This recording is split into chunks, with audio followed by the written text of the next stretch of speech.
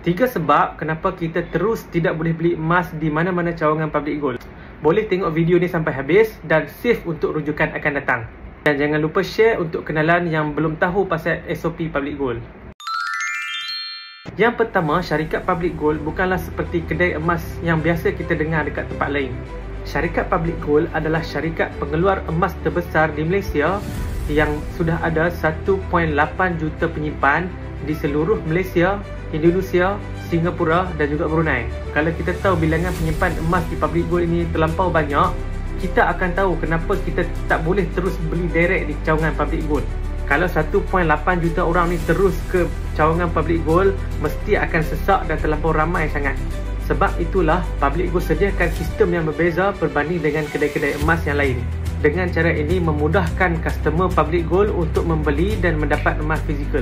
Kebanyakan urusan kita di public gold hanyalah melalui aplikasi public gold saja.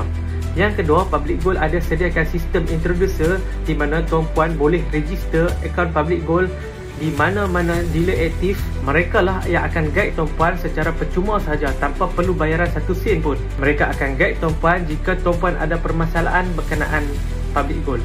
Dan tugas utama dealer adalah menyampaikan ilmu pada tuan-puan macam mana cara untuk kaya dengan emas.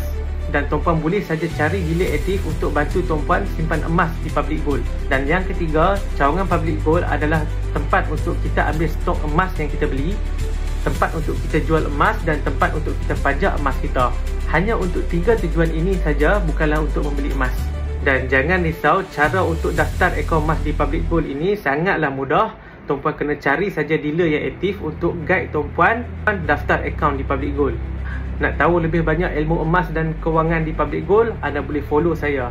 Sekian daripada saya. Assalamualaikum.